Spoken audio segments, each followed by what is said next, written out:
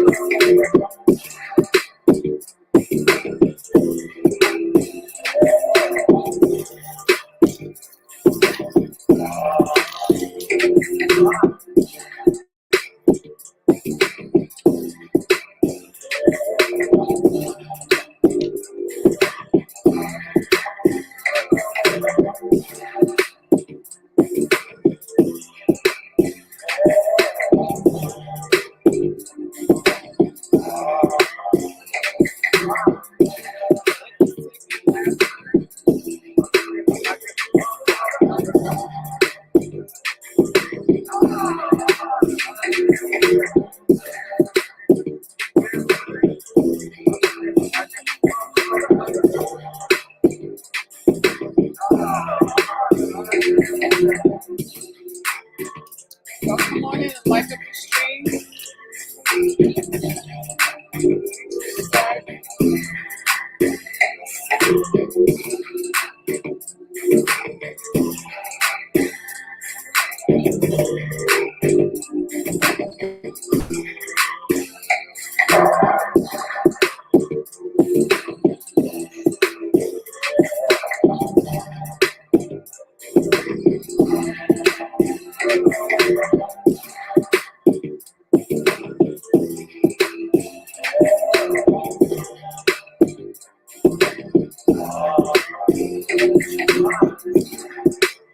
That is testimony.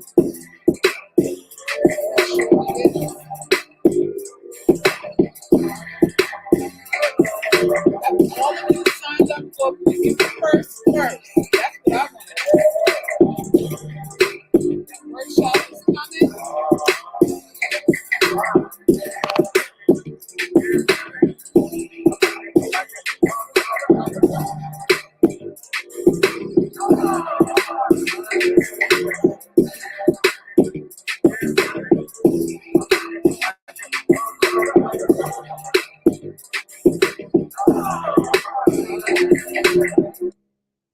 So, UGC. see. Welcome, welcome, welcome. How is everybody? How is everybody doing today? How are we all feeling today? Hopefully everything is copacetic. So I hope everyone's liking up the stream. Please do that now. Please give the stream a like to help out the channel, to show your love for me and all the selfless, tireless work I do to help you realize how wonderful you are, how exceptional you actually are. That's what this channel is about. Although people will argue about my methods, and they'll say, you're really promoting self-pity and all of that stuff. But those of you who rock with me, my plus ones especially, and those of you who have invested in really learning and applying this philosophy, know that it is not about self-deprecation. It is not about self-pity. It's not about really changing the narrative about anything. It's about knowing that it's over there, and we're deciding whether we want to go over there and play over there, or go around over there, or just ignore over there. That's really what we're doing with the rating systems and this pretty privilege that y'all are worried about. Why are y'all worried about pretty privilege? You should be worried about your money. Pretty privilege is an illusion, just like status. The only thing that matters is how you respond and your ability to respond to your needs in this world. That's it. That's pretty much it. So anybody's here for the first time, my name is Salkis. I am an artist, an author, a poet, a spiritual advisor, what they call a life coach, medicine woman, founder and the ambassador of the Ugly Girls Club. The Ugly Girls Club. And it is a coalition of women who have decided to divest from worrying about looking good to be accepted in these spaces, right? We're not worrying about looking a certain way anymore. We're divesting from the game of competition, the game of competition that other women set up, and the game of competition that men benefit from. We're saying you guys can play that game yourself. We understand this is our station in life according to your lens. But guess what you're going to have to do when you're in my presence? You're going to have to treat me well. You're going to have to respect me. You're going to have to give me what I need if you expect to get what you want. That's all we're saying. That is all we're saying. And we're standing firm on that. And we're divesting from beauty because beauty is a tool, not a virtue, and one that will fade away if you live long enough. You won't have it anymore. And then you're going to have to come to some conclusions about what your worth is. Eventually, every woman is faced with having to redefine herself outside of how she looks. The gift of aging does that for some of us, and the gift of birth does that for others of us. Others of us have to deal with the things that older women face now in the form of worthiness or feeling or seeming unworthy and all that kind of stuff. So that's really what it is on this channel. There's a lot of women, a lot of you women that come here that come for a show. You come for the pity party. You're coming to reaffirm what you think is your status through having someone else to feel sorry for. And then when you come on the platform and you're like, I'm not getting the validation. I was coming here to feel better about myself, and Salkis, you're not giving me the validity that I am looking for. So a lot of you get disappointed when you don't have another Black woman, dark-skinned woman to feel sorry for. Sorry. That's just not the page that we're on, because we're alive and we're entitled to experience whatever it is that the burning desires that we have need to be fulfilled. They just need to be fulfilled. Whether you want to assist in fulfilling that,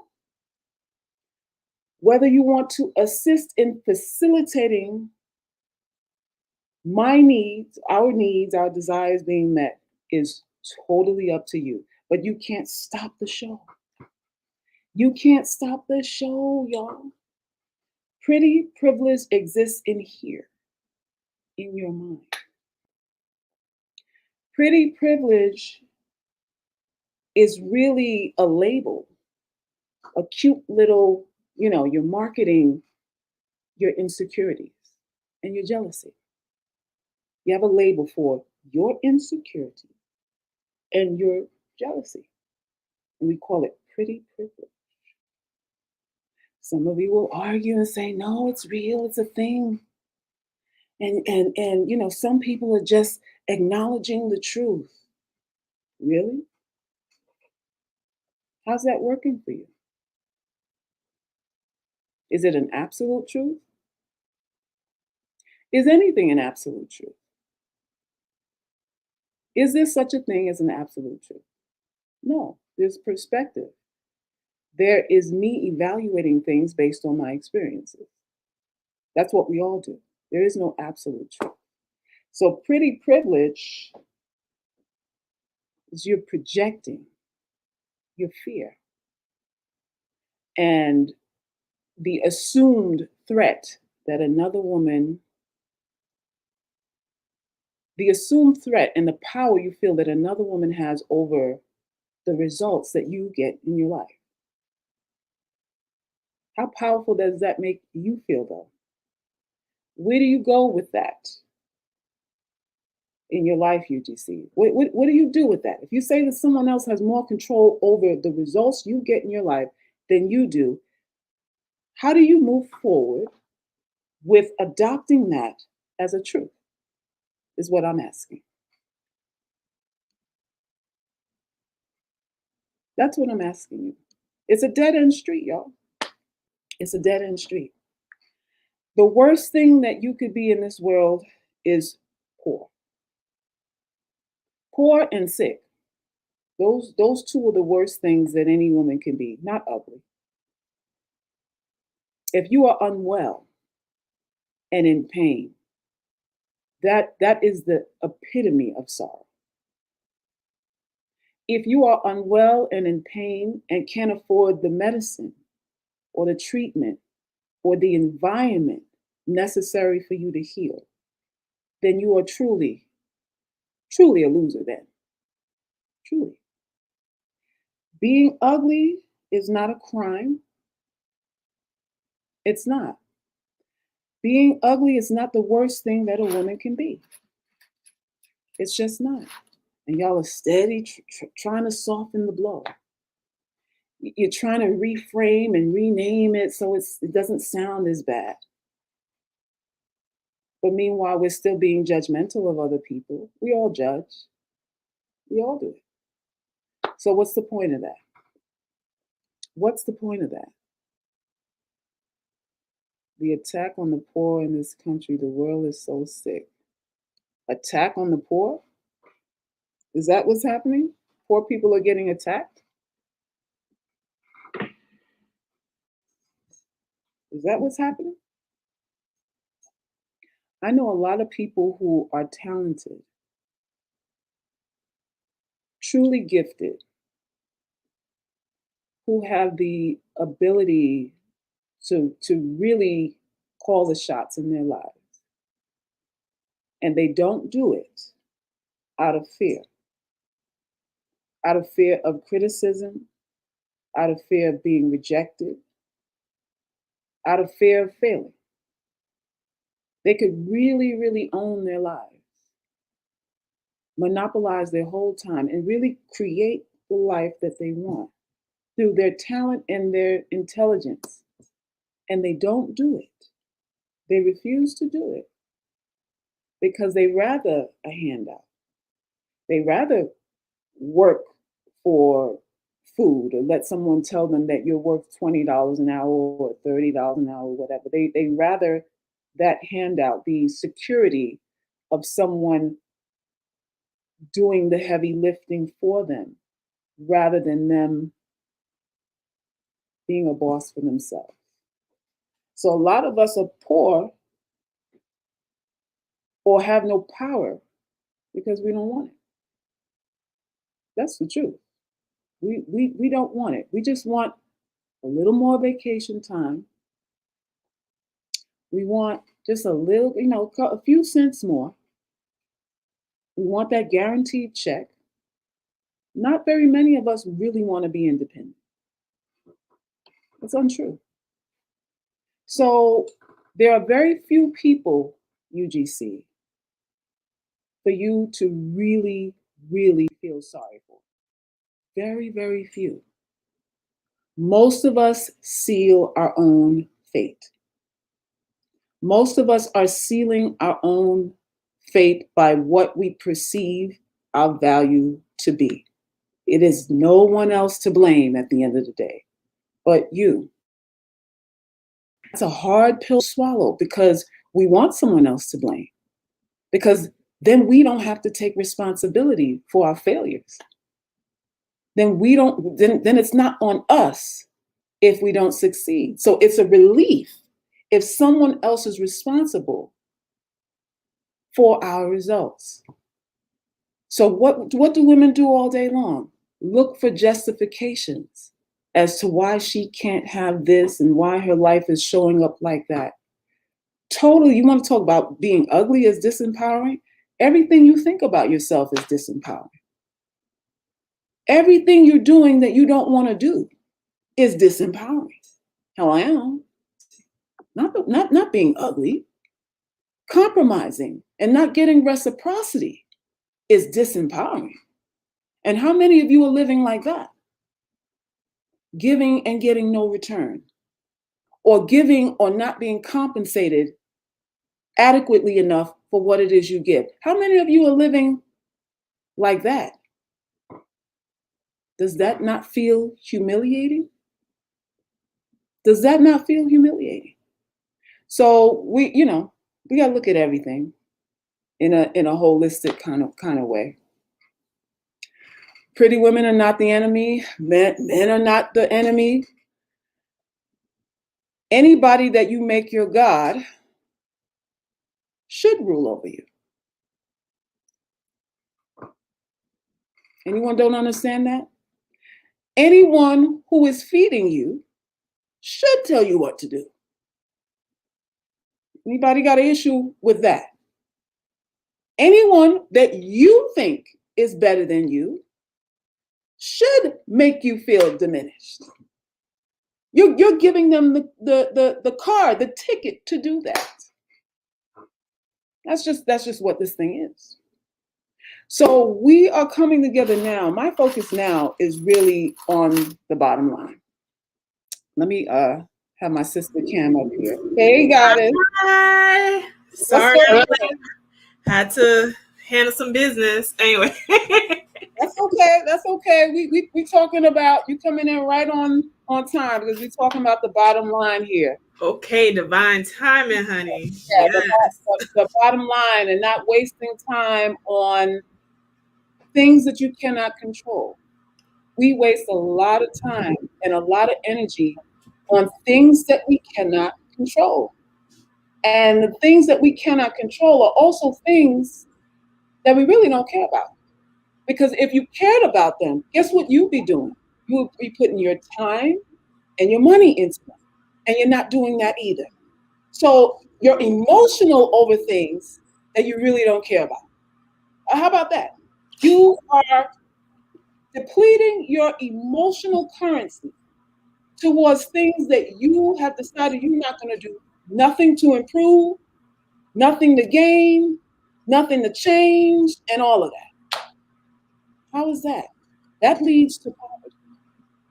What say you, Goddess? The theme is, today we're talking about Dr. Dre and that nice little That nice little settlement our girl got. What's she getting? 300,000 a month? Is it 3K a month? Restitution. Okay. Is that what it's called? Restitution. No, I'm calling it restitution for all her years of work.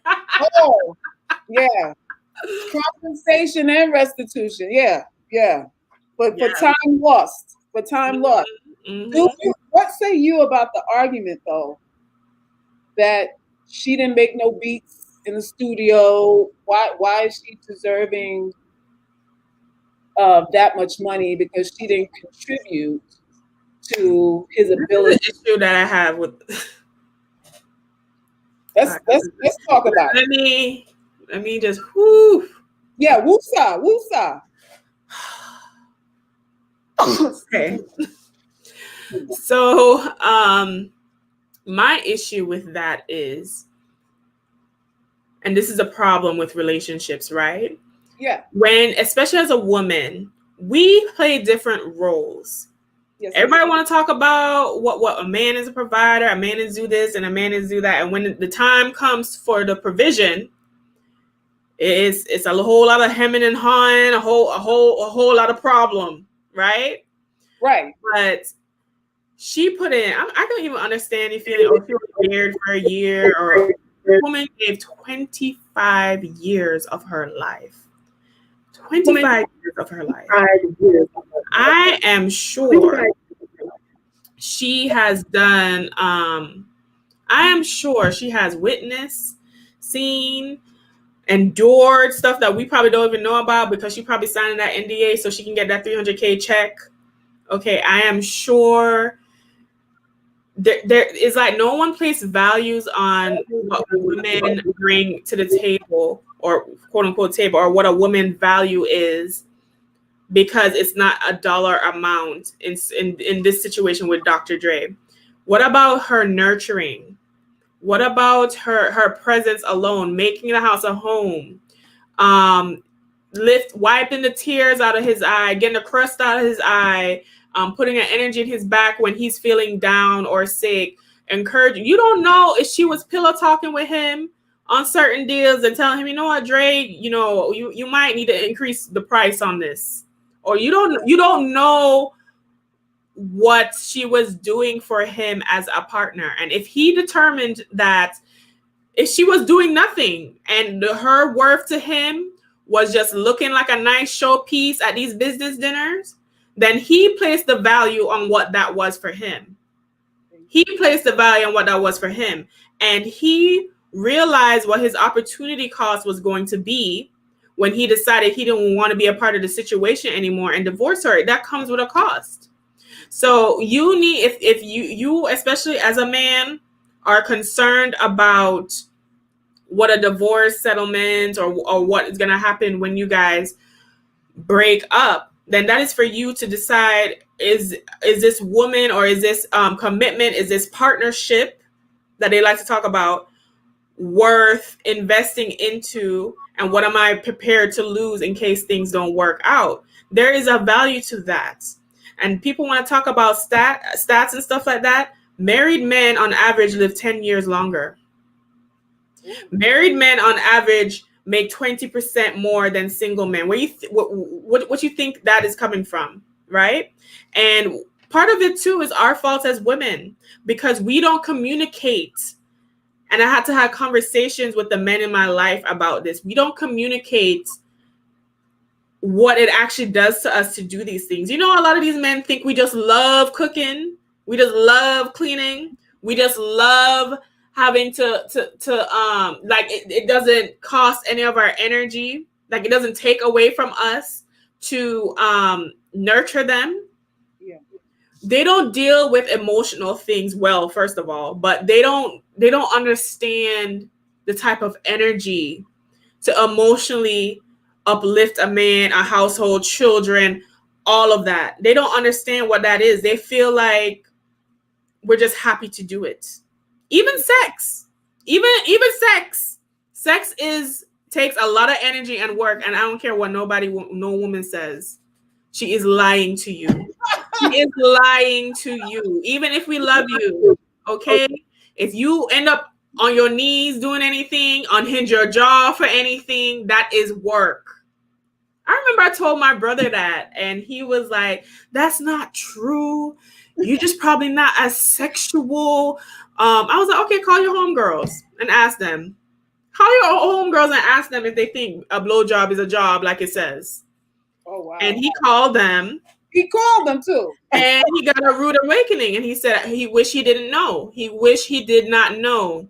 Because the fantasy of it is gone now. He thought it was just so pleasurable for us to do. Oh, burst the problem is we as women uphold this fantasy of things because we know they love the fantasy and whatever. But the double-edged sword to that is because we're presenting it as fantasy and they don't know what it really is to us, or that this is a sacrifice to us, or this is work for us.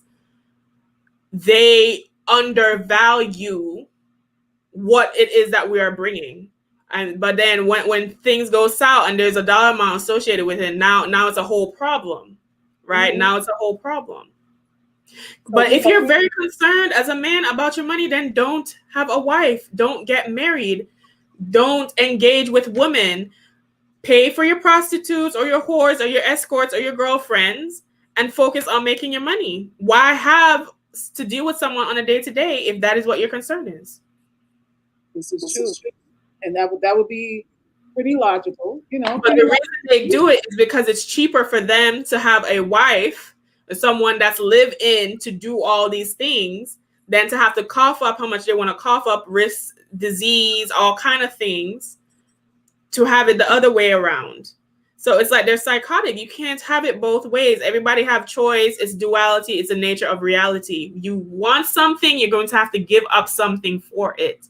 And people who are trying to take these shortcuts end up cutting themselves short and realize in the later years of their life, when they're dying home alone or whatever the case may be, or in poverty, what that means. But there's no escape from sacrifice in anything in life, at all aspects of life. So your job is to determine what are the things you are willing to sacrifice for.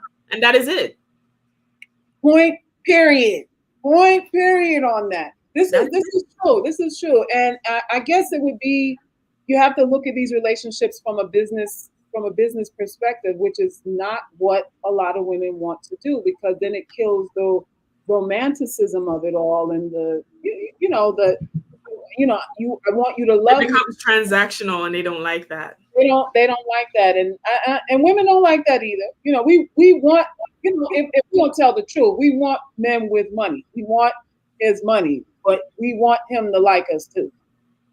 We want him. We want him to want us. We want that attraction. We want that emotional connection, even with the money also.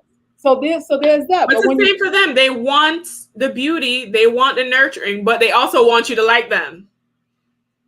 So it's the same thing. And this whole gender war, like, I just stopped watching certain things because I was like, we just circling around the same drain. And we're just circling around the same drain. And the issue is, it's not about even what people want. All that stuff comes down to two things: money and sex. Money and sex. Pretty much. It's poverty. It's a poverty. Resources are becoming scarce. People are broke. People are, hemming for straws. We're in a pandemic. People are concerned. People are fearful.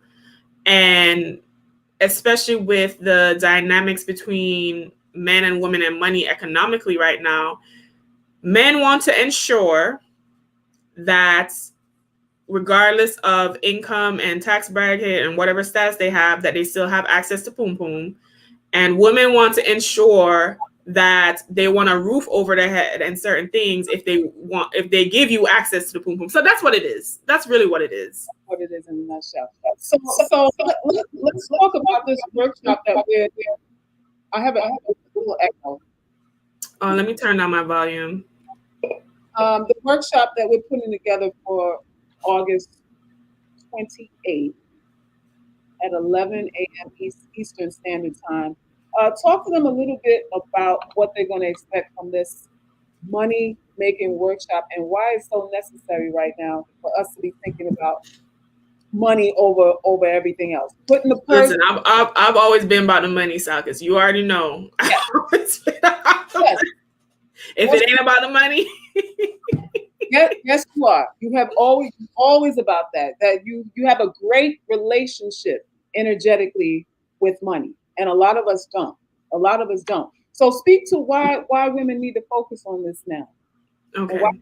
come to the workshop. Which y'all at the sale price, we're almost capped out. So y'all need to go ahead and sign up. This is the sign up link to the workshop. If you're looking for multiple streams of income, trying to sure up finance your lifestyle, or maybe eventually replace your job altogether, you need to join this workshop. Forget about pretty privilege and all this other nonsense, illusion in my head nonsense, and get the coin, man. Get the coin. So talk to them about what they'll expect. Okay, so for those of you who are new or don't know any of my background, because I don't really talk about it as much, but my background is I am a CPA. I have, my degrees in accounting and finance. I've worked for and consulted for Fortune 500 companies. I have my own business as well. I am also an entrepreneur. Even in the midst of all of that, throughout the years growing up, my family has owned several different businesses, especially and in different professional careers as well. We come from poverty, from Jamaica, very, very poor conditions. And I would probably say my parents and my family are probably, I haven't looked at the numbers to what defines this, but at least upper middle class, somewhere between upper middle class to probably upper class by income now. Check. Okay. So throughout that, all of my experiences and stuff like that, what really was the inspiration to do this workshop was Salkis posted in the Catacombs that article about the models not even being humans anymore. Like they're digitizing the models and just reducing the need for having to pay people for certain jobs. So the idea was, I really replied to her and I was like, just let me know if you need to do a workshop on how to monetize your passion. Yeah. Those of you have not experienced, I've done 3 workshops already for the Catacombs specifically. Yeah. People in the Catacombs know what I'm coming with. So it's always very information packed. You probably need to rewatch it a few times and take notes and let it marinate in your spirit. But what I can say is for people who act on the information, not just receive it, act on the information, you will see improvement on what I tell you to do immediately. Yeah. Immediately. Outside of UGC and stuff, I have helped other entrepreneurs and people make money the next day, start making money. And I figured it would be a good opportunity. It was my suggestion to Salkis that we open it up to UGC as a whole, not just for Catacomb people, because I just really want us to win. And, it's out of kindness of my heart type of thing too. The information that you guys will be receiving, you guys will learn how to figure out what is a passion or skill that you have that you can monetize, that you can bring to a market immediately. Different ways to go about setting up a business to monetize that passion or skill. So whether or not you are a full-fledged business owner already, or you have zero business knowledge or skill, or you have nothing, this is going to cover everybody. What you're also going to get are the resources and tools that you can use to launch any type of business, product, or service. Those resources, they're free resources. So you can have $0. I'm telling you, you can have $0 to start making money. And there are paid resources. So if you want to invest in even the paid resources, a lot of them aren't that expensive. my opinion.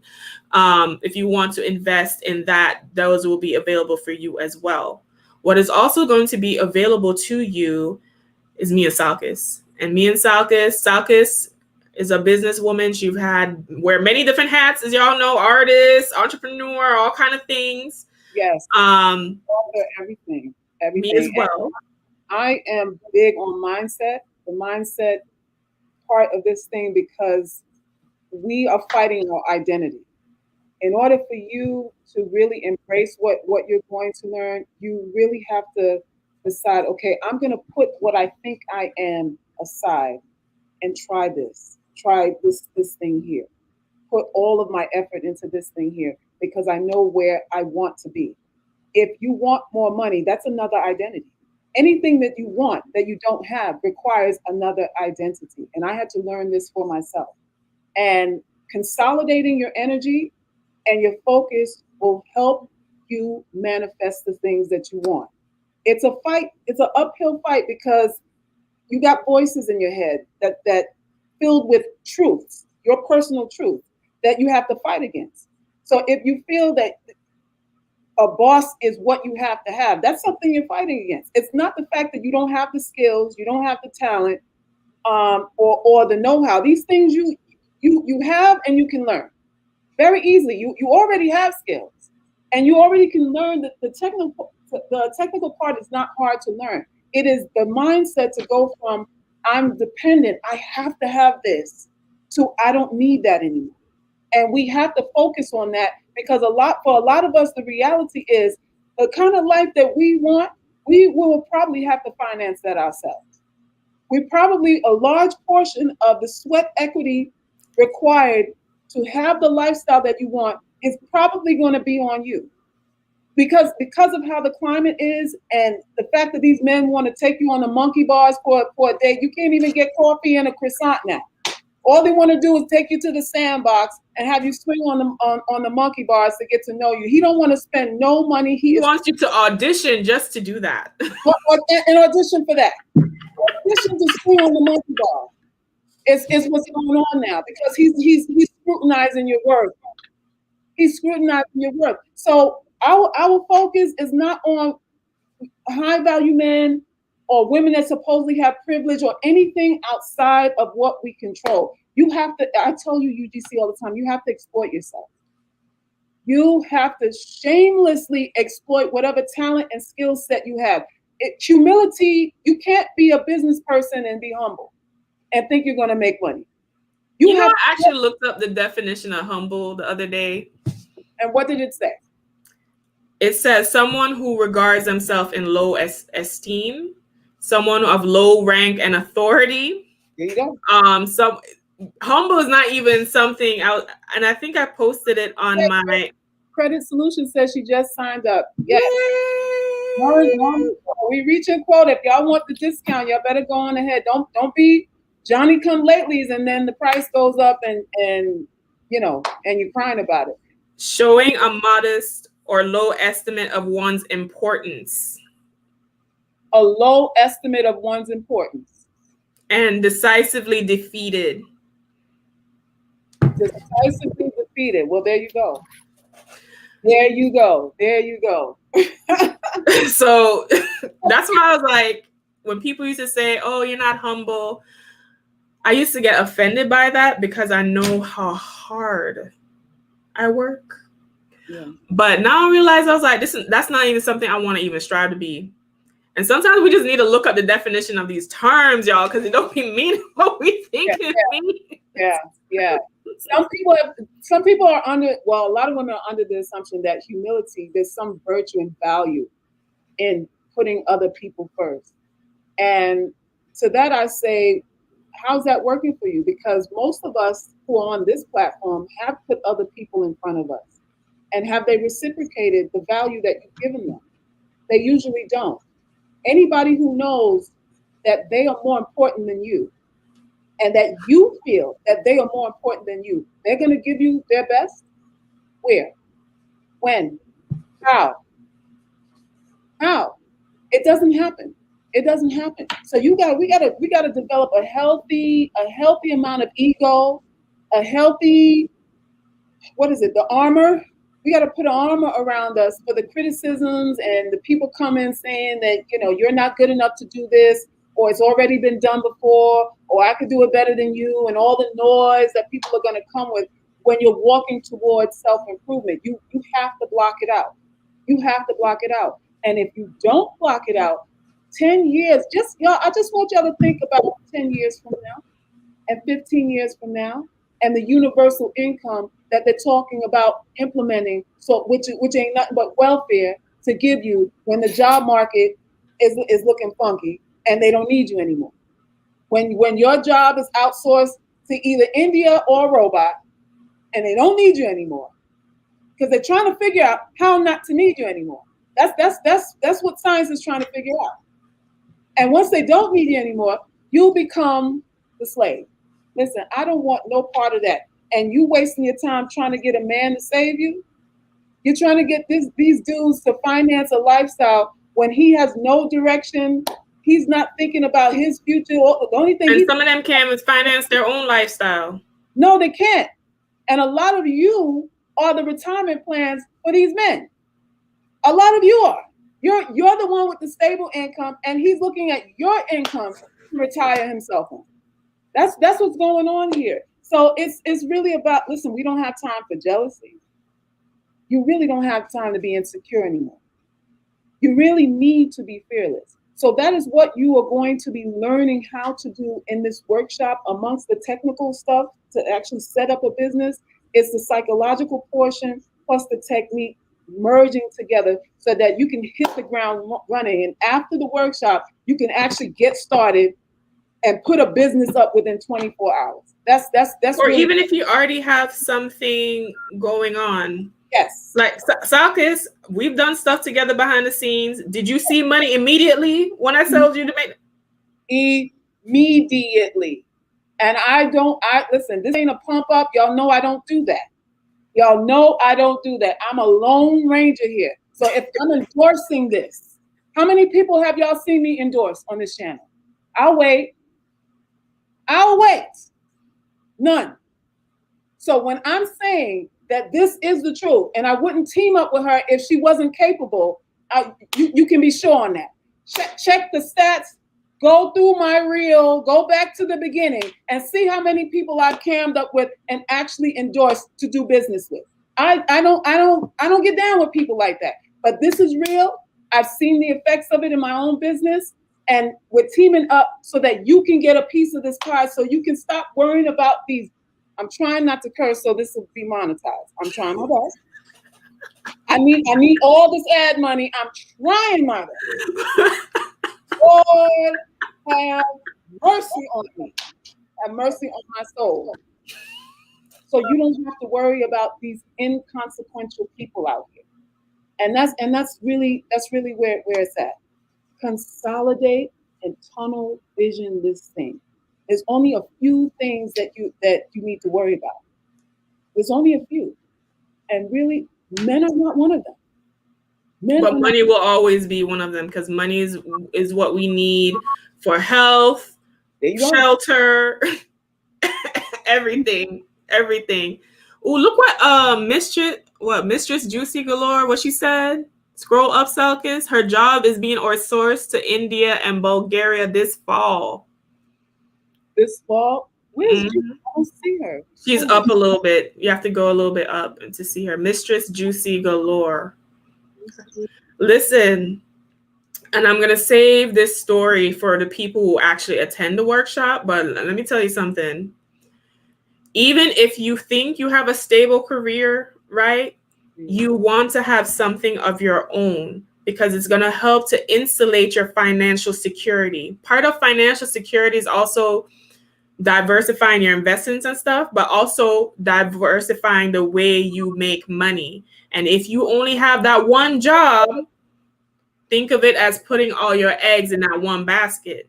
If your job gets outsourced, or they let you go because of COVID, or they let you go because of whatever, now you're stressed the hell out, because now you have to figure out how to either get another one. But even if you had another business that is mostly bringing you passive income, maybe doing something that you already like to do anyway, then it can help insulate some of those expenses or those costs. Even if you had another business that brought you $1,000 a month, you know what $1,000 a month can be?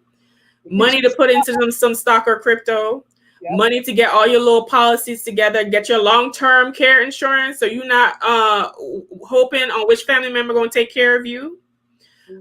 Get your policies together. We need to start thinking about what is important, and it's not these looks, and it's not these men. Unless he coming to add value, that's not where it is. It's going. You're gonna have to put the purse first. And ladies, let me tell you, especially those of you who don't have a business, when you make money, when you see that money coming, when that PayPal notification go off, when you wake up in the middle of the night, like, why my phone buzzing? Because people are purchasing whatever from you, whether you're in retail, you're a consultant, you're doing whatever the business is.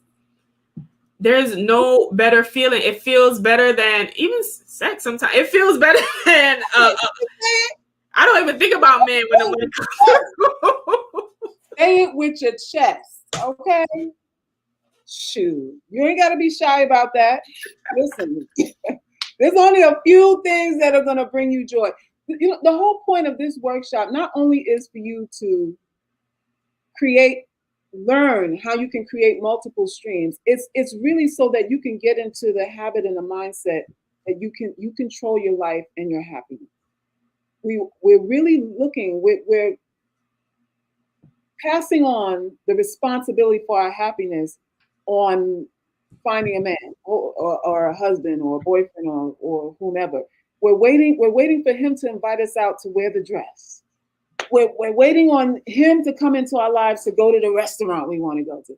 We're putting everything on hold until we have a reason to be our best selves, which is a man. And you need to do that for you. You need to really nurture you and put yourself first. Get into the habit of exercising that muscle of putting yourself first. Having a job has programmed you to put someone else's needs ahead of your own. We've all been programmed to do that. So it's about deprogramming yourself from putting other people first and saying, you know what I'm doing for him, I deserve it myself. The sweat equity that I'm putting out for my boss, I deserve to work that hard for me. And really be unapologetic about it. Because listen, the future is not going to be what you think it is. A retirement plan, you're going to live off of a what? Your job is not taking care of you like that. They're trying to figure out how to replace you. They've been doing that slowly over time too, because in the days of old, you had a pension. Yeah. And now most of those are gone, if you have any at all, because they don't want the responsibility of having to pay you when you no longer work there. So the 401k boom or 401b or depending on what it is that you want to do, that is to put the responsibility for your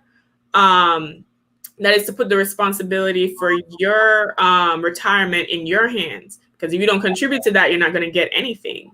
So they've been slowly, the landscape as far as labor and work is concerned, pushing it into your hands. And us as women especially, unfortunately, we don't have the luxury, not all of us, the luxury of, okay, I don't need to worry about this because I have a man who is taking care of this.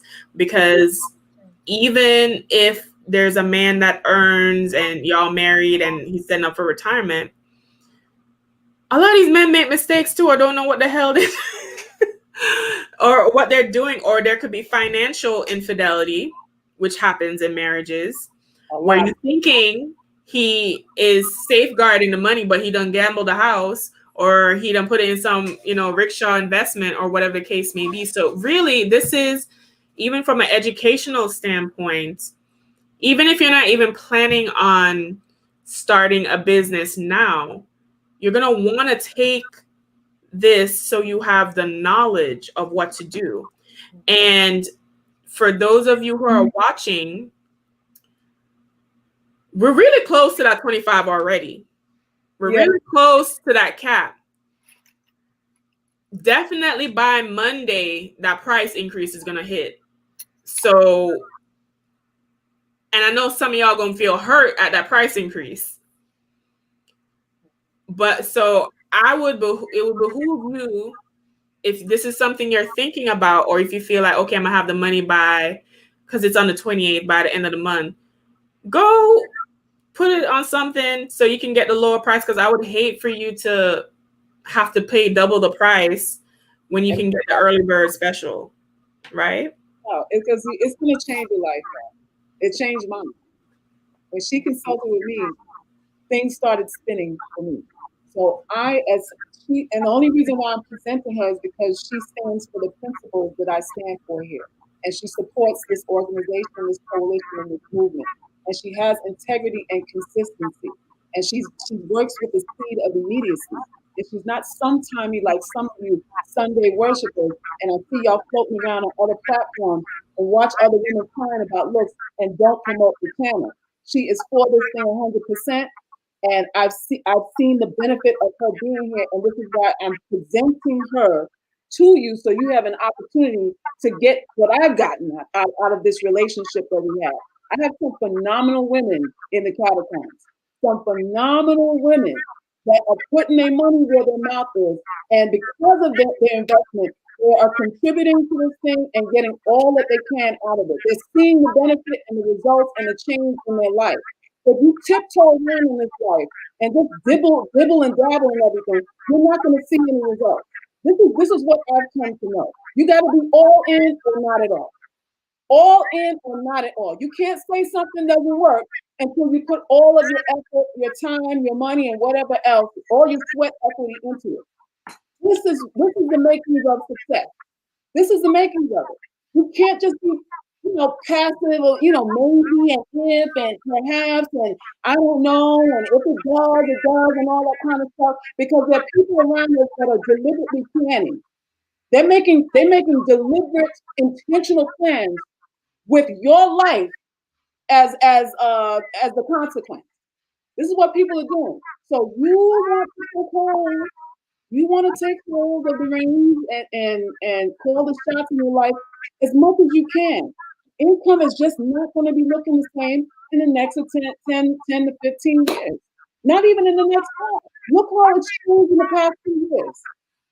Look how the economy has changed in the past 2 years. That's all it took for people to need welfare.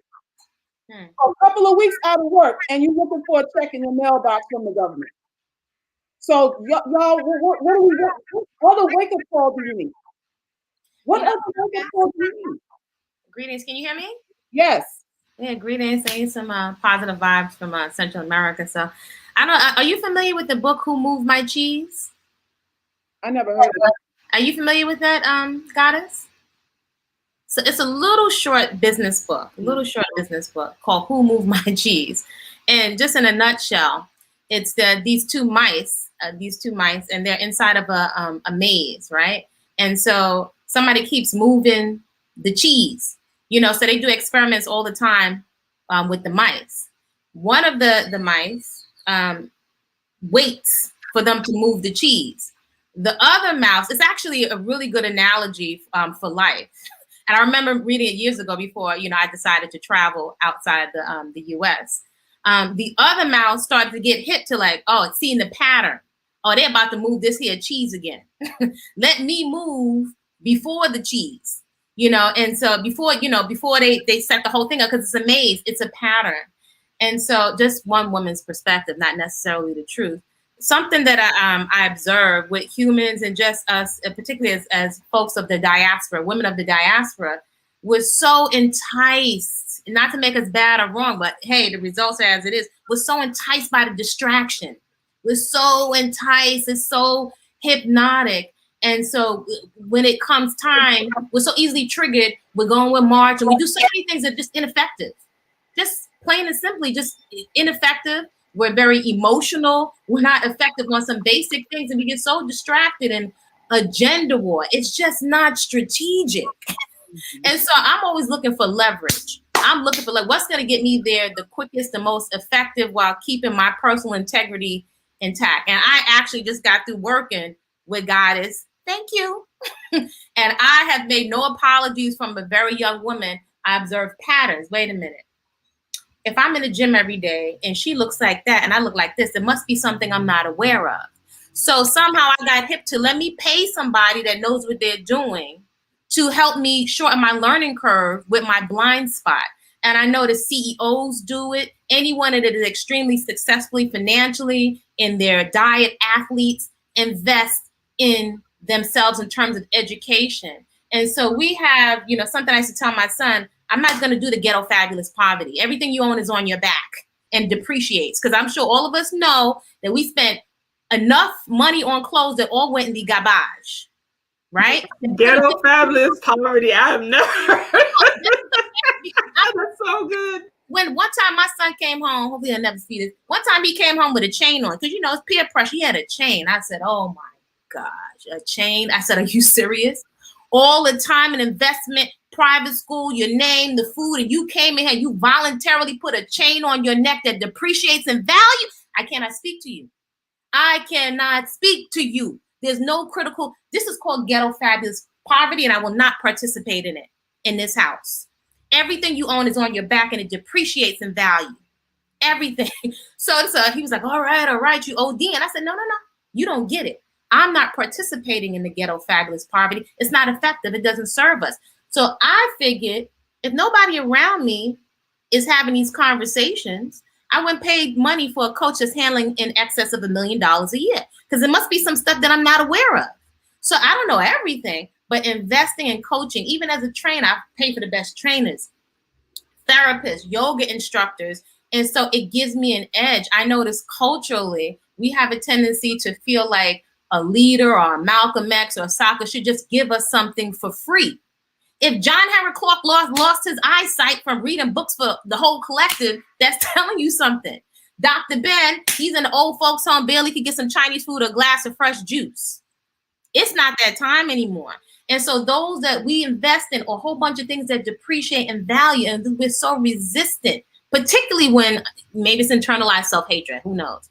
But particularly when we see a chocolate face, we are so resistant to investing in information. I don't know about y'all. I need to be effective. I need to be efficient and effective, because I know I don't have the wiggle room. I don't know about y'all. Certain things that have been demonstrated, it don't work. I ain't interested, not interested. So in terms of the coalition and investment, in terms of UGC, it is so refreshing to be in the company of women that are not looking to just trauma bond and just as rhetoric and, you know, all the looks. The bottom line, honey. Bottom line, and also having a skill set is so friggin' refreshing. To literally, Salkis says a lot, it's a coalition. So what I say to a lot of folks, what's your circle of influence? Yeah. Who are the people that are around you the most? So if they always eating chicken and fries, no, you know, those are delicious. But if those are the results that you want, if folks are high all the time, I'm not knocking. I love some people that love some herb. But if they don't have any drive, if they're lethargic, if they're full of excuses, people have no problem sharing their habits with you. But I want to see the people that's going to share walking up the hill with you, getting up with you 2 or 4 o'clock in the morning, giving you some constructive feedback because they care. So all I have to say was check your circle of influence. If they are out of shape, broke down productions, always complaining, your habits rub off on each other. So thank you, Goddess. Thank you. Bipolar, I want you to speak to, because y'all are used to me doing these kind of workshops in the catacombs. Can you tell anyone what to expect? Should they sign up for one of these workshops? I would invite folks. I'm not in the business of telling folks what to do unless they pay me for it. But it would behoove folks to not just sign up, invest in yourself constantly. If you are serious about something, anything you're serious about, it's going to show up in 2 places. And I paid a whole lot of money for this gem. It's going to show up on your calendar and your checkbook. If you are serious about your weight, if you're serious about your skin, if you're serious about leveling up, if it's not as a calendar or an appointment with a consequence in your checkbook and it's not on your calendar, it ain't real. So I paid some coaches to throw some cold ice water in my face to give me the real. And online, it's a climate of pandering. So I found you very objective, just gave me some clear points and some feedback on my business, and just went beyond the extra mile to give me some different tools and things that I could hone in, totally effective things that I could implement. And I really appreciate the feedback, because even as someone that's a big reader and a researcher, even though they're automating everything, there's no substitute for human feedback and human interaction. It's like working at high-end gyms. I'll watch some people being chintzy, bring their music, their exercise videos in a laptop in a gym and put the computer on the floor. I'm used to be like, oh my gosh.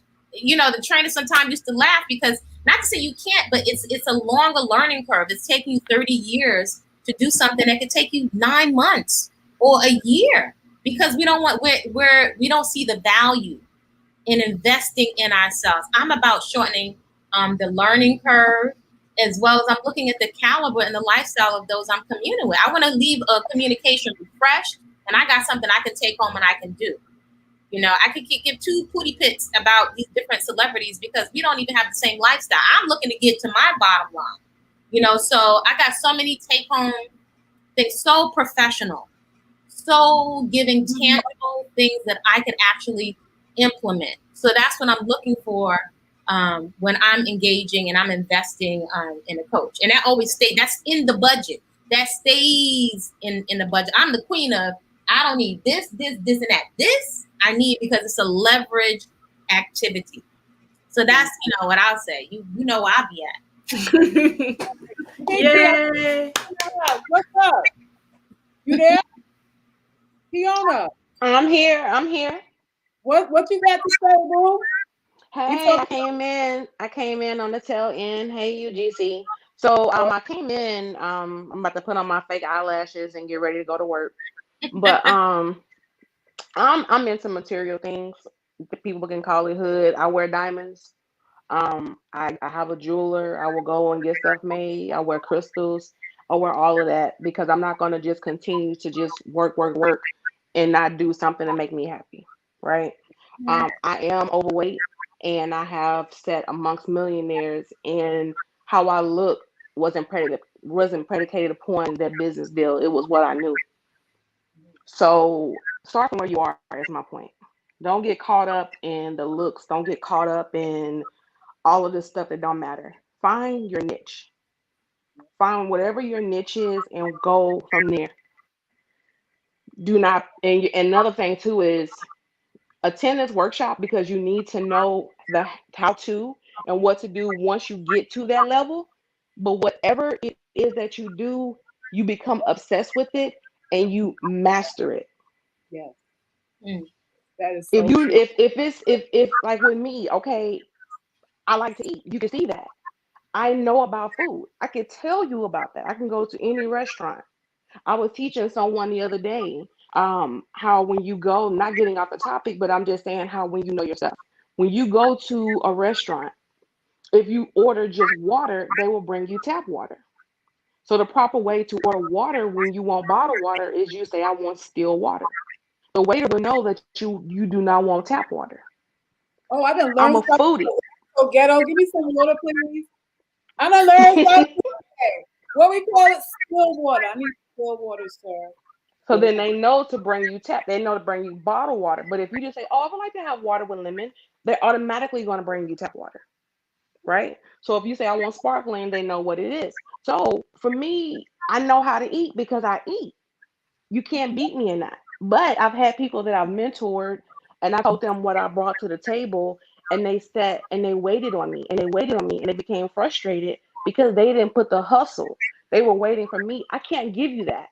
I can teach you my industry, but I can't give you that hustle. That hustle has to come from you. I started my business transitioning from homelessness, and I talk amongst millionaires, and I am my authentic self. And they think I'm crazy and they know it and they love me and I love them. But at the end of the day, I don't let nothing, when I say nothing, stop me. Nothing. I don't even know how to wear perfume properly, y'all. You said what? I don't even know, girl, I wear perfume and be choking people. Oh Lord, you drawing yourself? Listen, my aunt So you told me yesterday. everything that you do is basically what you're saying. You go What I'm hard. saying, go Huh? hard. Start where you are. Don't because it's never gonna be a, oh, I'm gonna wait until that day is never gonna come. You'll be tired, dried up, and through. This is true. And This then is at that point, what I'm learning, I manifest and I put myself in positions to be in the face of the people that I want to be around. there you go. There I you can go. look at a place, I'll go to Rodeo Drive and not see nobody who look like me, not even any of the sales reps, which are called essays, by the way. None of them. But I'll go there or they'll call my phone. Bond number 9. Hey, we're Bloomingdale's. We have a sale. You spend $200, you get 25 off on our way.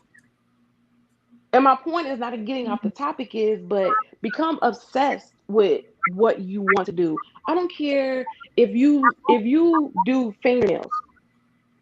Learn everything you need to know about fingers, the nerve endings, the layers to it, how to shape it, what's in style. What can you do to where it could be green to where you don't have to deal with so many chemicals?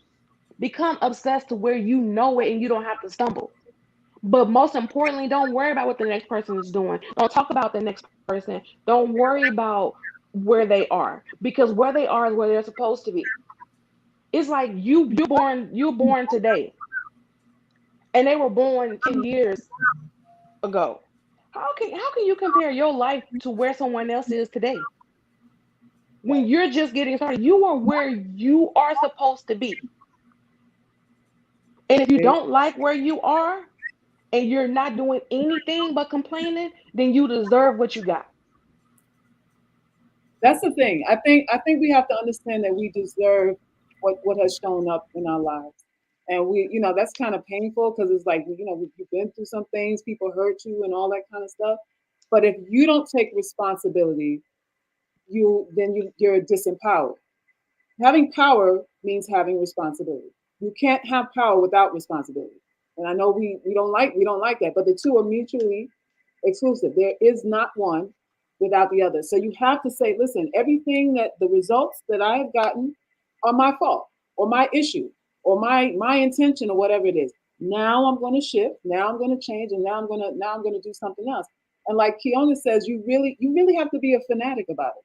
And I've said this before. You have to live it, eat it, sleep it, breathe it, screw it, and everything else. Like there's no off switch when you're trying to go from poverty or homelessness to having a staff like Kiona has done for herself. Like, how do you? Because that's like a leap of faith. You really have to change your mindset, and you're not going to do that in a weekend.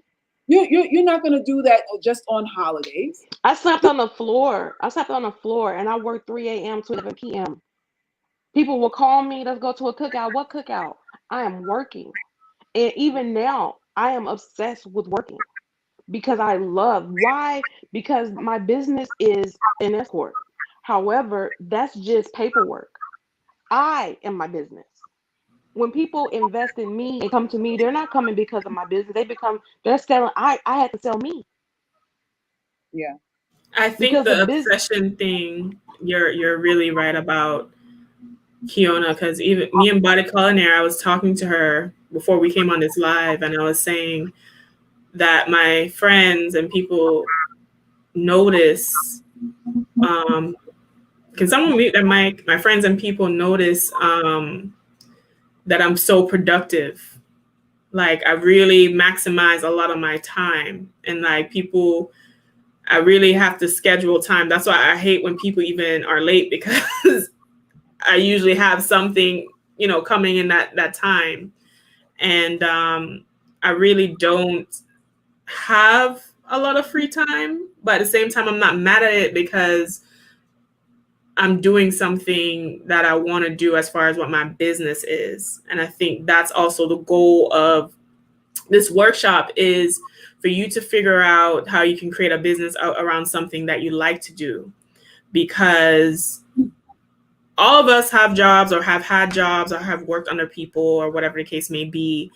And it's different when you actually do work that you love to do, or that you feel fulfilled by, or you feel like is purpose driven for you. Because even if you're putting in the hours and there will be work associated with that, it doesn't feel the same. It doesn't feel like this big energy drain on you when it's something that you love to do. And then you have freedom of how to organize your time. You have freedom of creativity. It's more it's more freeing. And you feel have like to organize your time, because you trade in a 9 to 5 for a 24/7. It's not glitz and glamour. It's not. You have the freedom, but you have to be available for your business all day. There's no turn off. There's no off. You're always on. Always. It's accomplishment. When you have a job, take their business model, take what they're doing and apply it to you. Look at it as a means to an end. Do not frown on it, because that's a business too. But it's a lot of work. It's a lot of and then what I'm also gonna and help. everybody needs to sign up for the workshop, because I know you're trying to get to the money, and they're going to sign up for it because they want what you have. They're going to do it. But what I want them to understand is that once you get to this workshop and you get this amazing information for people who actually do it, apply it, because applied knowledge is power. That is true. And what I want people to understand, a lot of the information or what you're paying for too is, like Body Colony said, cutting down time, cutting down opportunities for failure and setbacks and things like that.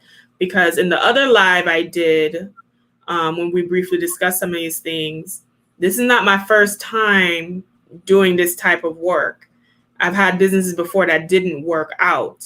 But the beauty of those things was I was able to take the lessons and the knowledge to make the businesses I have successful, because it was a learning curve.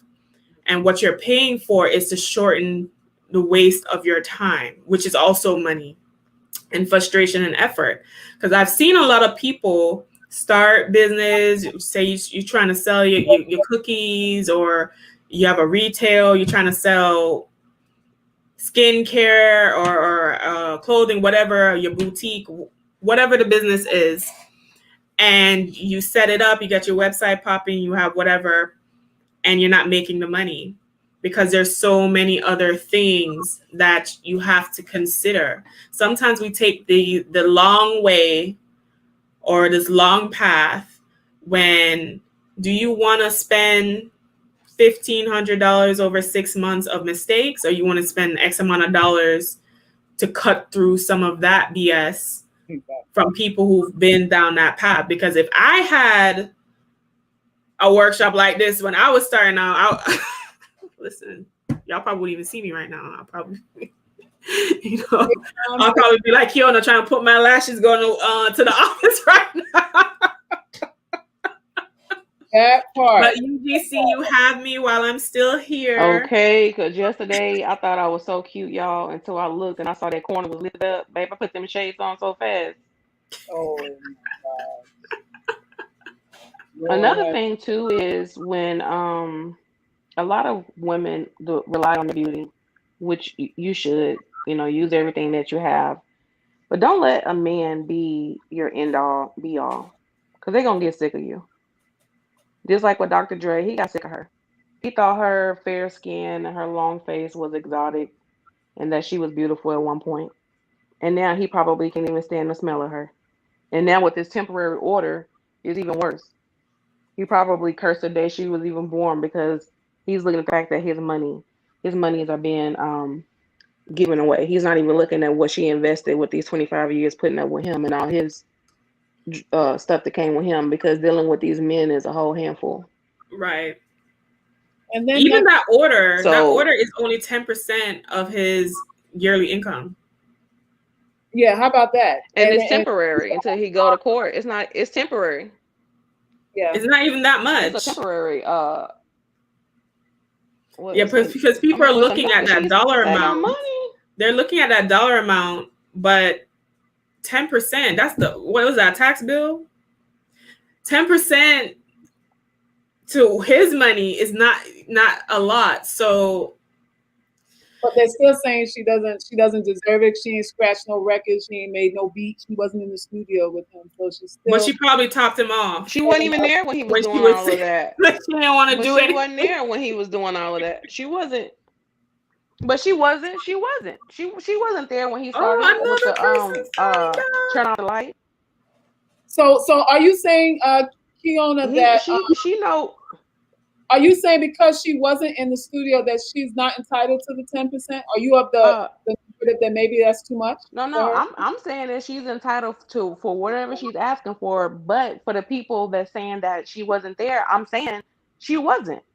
But it doesn't mean because she wasn't there that what she contributed when she did come didn't matter. That's my point.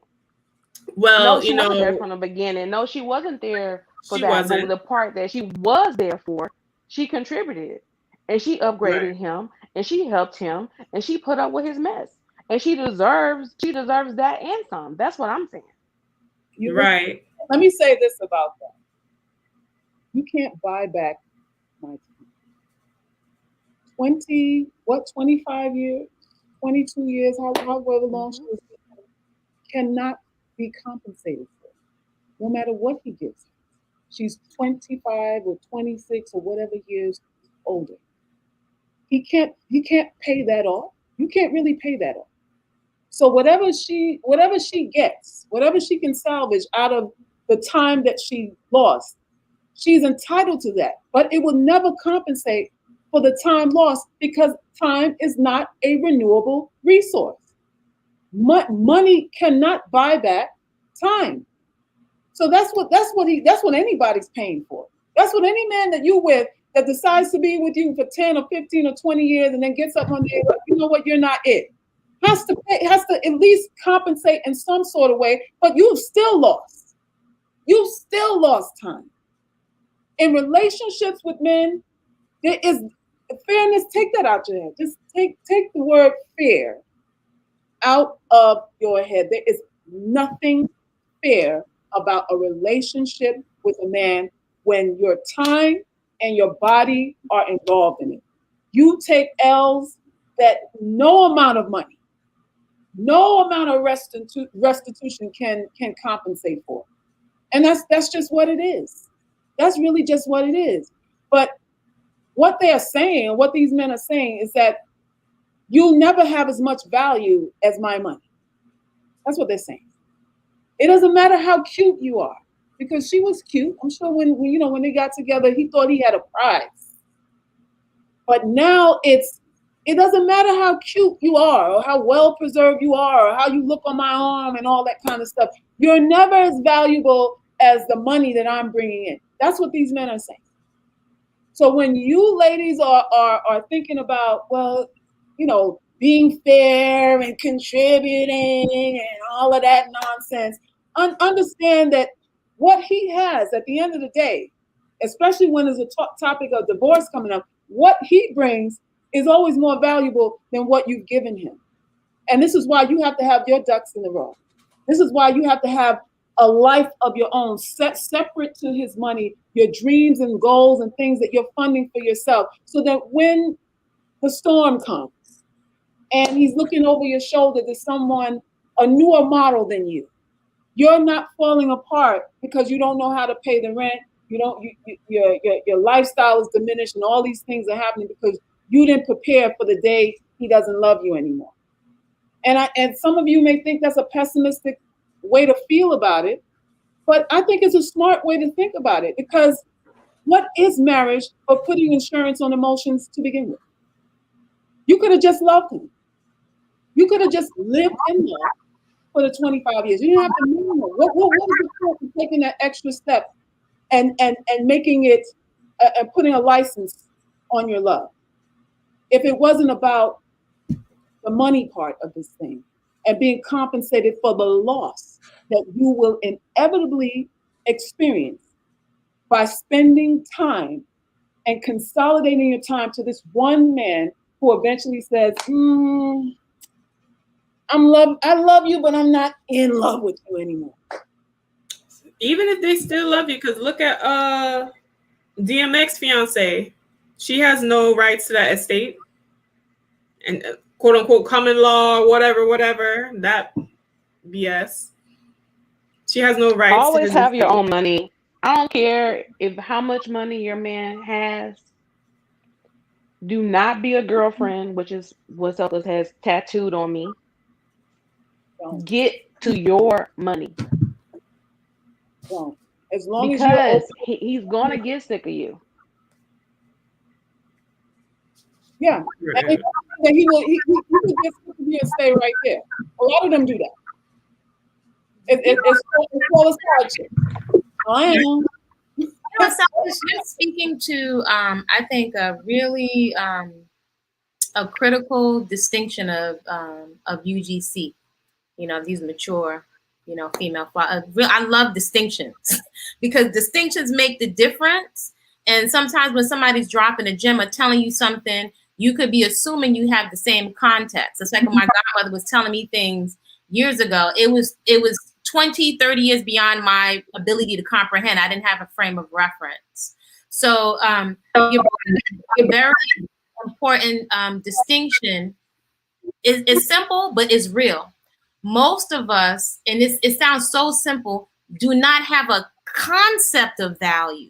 Most of our ideas of value have come from religion, or when we think of romantic movies or people. So we think it means somebody giving us a compliment or giving us something intangible. And then also we've been guilted and shamed out of desiring luxury, out of desiring, let me say that again, because that feel away.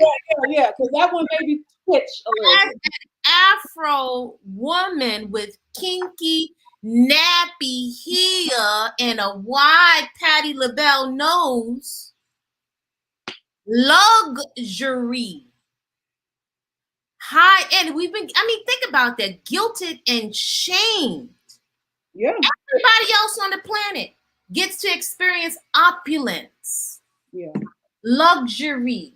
The finest, deserving. But somehow there's this thing in the air, unspoken conversation. No, not you. Yeah. Not you. That you don't deserve luxury.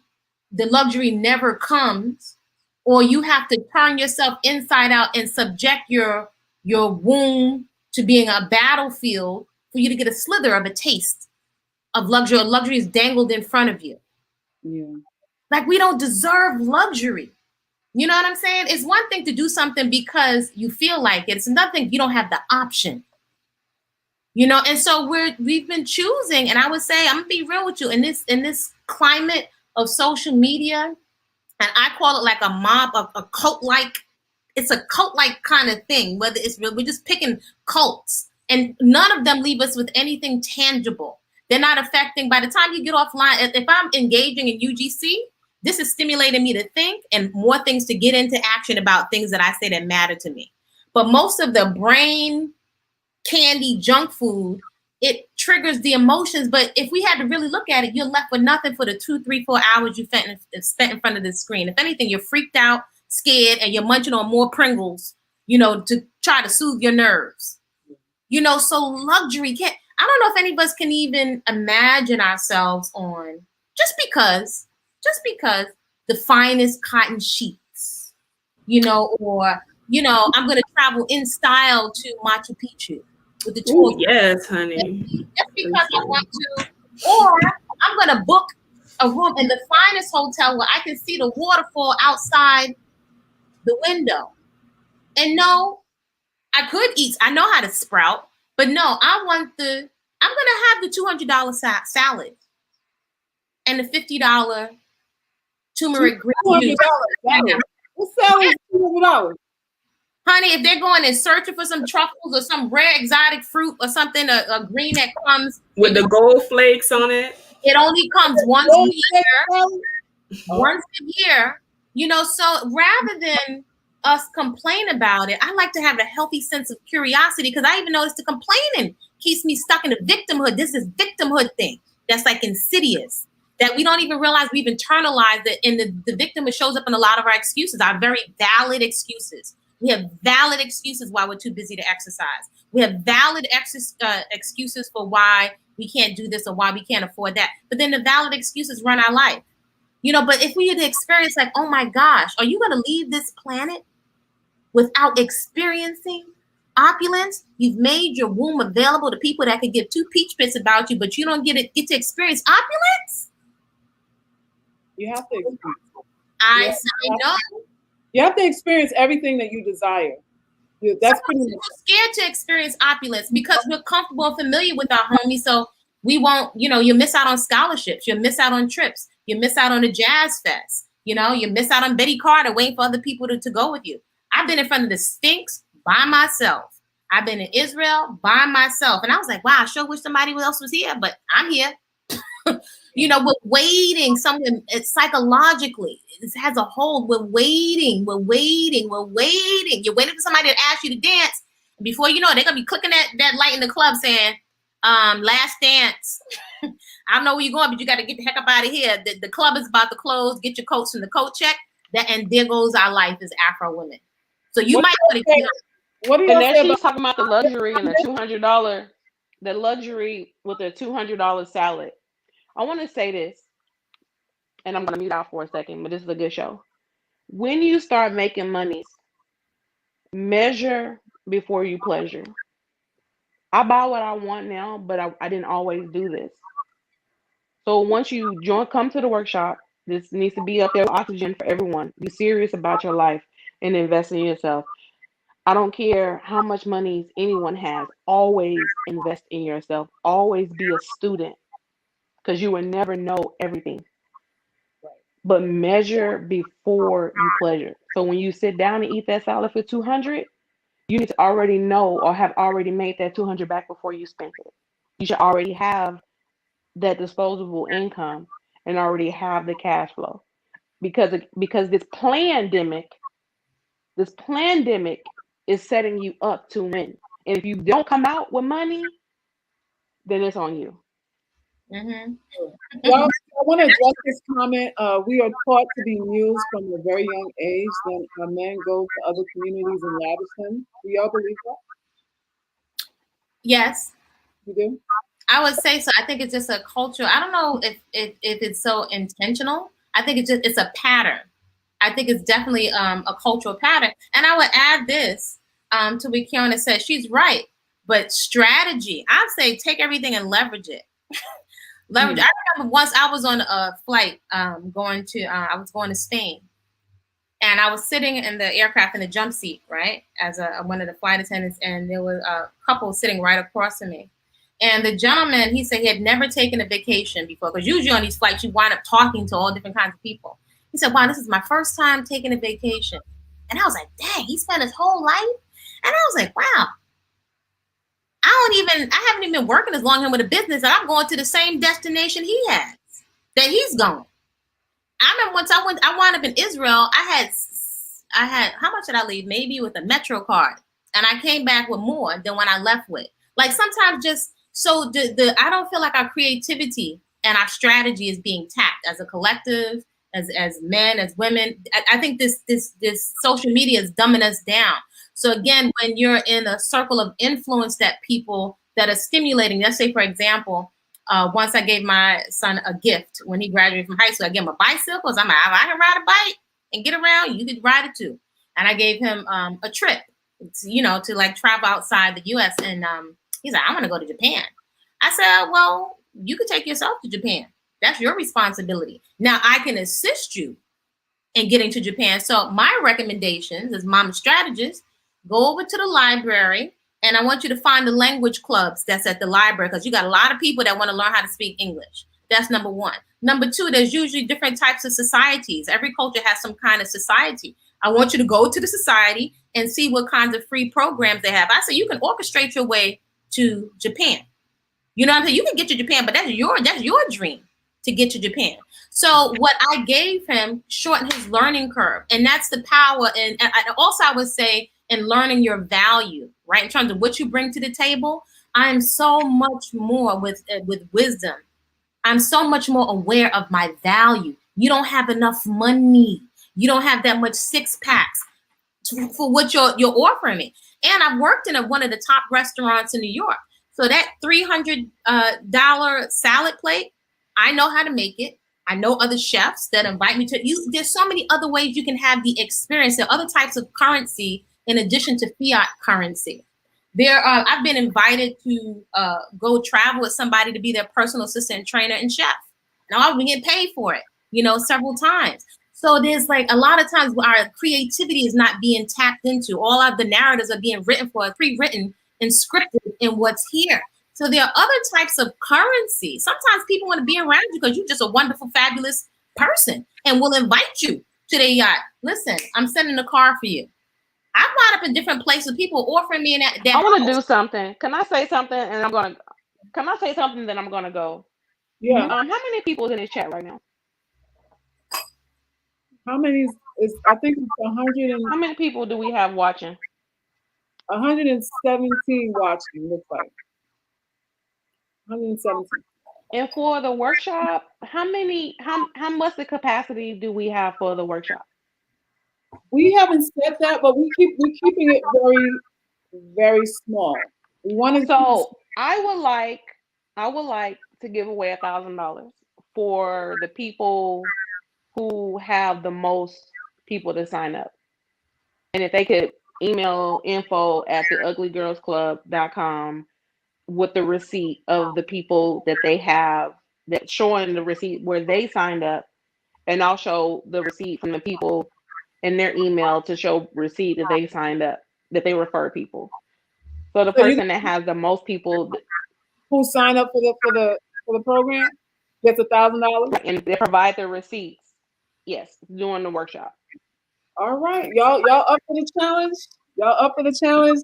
To me, is that for $1,000 you got at least sign up what? How much you say? God, it's like 15 people, 10 people to get that G. We got to put a number on it. Wow. But you know what? Shout out to you. That's a whole nother mindset of investing in other people. That gives me chills because it's not often that I stand for the Ugly Girls Club. I represent the Ugly Girls Club. It's not a little secret for me. I really rock with it, and I'm willing to put my money behind it because the information that you're going to get, you need it for the next level. No one can give you on the panel the hustle, but take what's going to be given to you and put the muscle in it. So get your tickets, sign up, get the early bird special, but don't even worry about the special. I think it's important that the act of investing is what's going to create the lens by which you see this opportunity with. If you don't sacrifice for things, they're not important to you. So it's important that these women invest in what we're giving here, because we're putting a lot of energy, time, and effort into it. And if you don't feel like you had to move things around to get this done, you'll just sit on the information too. And we don't need deadbeats. We don't need that. This is not about the numbers. It is about having women who want to come in to change their lives, who are invested in changing their lives. If this thing was a numbers thing for me, I'd be doing something else. Honestly, this is a labor of love on so many levels for me, because I know what we're giving here and what this platform stands for is only for a select group of women. My net is not casted wide, not with anything that I'm doing here. And it's for a reason. It really is for a reason. To me, a free ride doesn't help somebody who really needs to feel the burn. You need pain. You need pain to change. This is what I've come to know. You need pain and inconvenience, and you're back against the wall, just like Kiona. You needed that to go from homeless to staff. So we're not gonna skip over that. We're definitely not gonna skip over that. I want people who are motivated to make a difference in their lives, because once you go through this program, I want you to tell other women about it because you've actually done it and you've seen the results. That's what I want. That's what I'm hoping for. That's how I'm building this community. I want people who are part of this who have found value in it, because I'm not a poppy show. This is not entertainment tonight on this channel. I'm not exploiting your emotions for algorithm coins here like other platforms do. Everything is fake outrage, wanting you to be upset, or all to get YouTube ad money. That is not what I'm about. That is not what I'm about. I'm about real, tangible, long-lasting change. I don't want you to be afraid of people, and I don't want you to be afraid of success, and I don't want you to be afraid of the future or anything. That is what this thing is about. That's the whole premise of everything that I do. That's the driving force. And what I'm fanatic about is that you don't have to be intimidated and afraid to go off and do something that other people are saying you're a weirdo to do. Every day I got to battle with the word ugly. Why couldn't you call it this? Why couldn't you do that? You know, there's other way to do this. There's so many ways to say that. Why? Why do I have to say it your way? Why do I have to appease you? You're coming to me for help and then wanting me to conform to you. You're coming to me for help, to help you, and I got to conform. And you need me. This is what we're facing out here, though. This is what melanated women, black, white, yellow, purple, whatever. We're always got to be in a position where we should be thankful.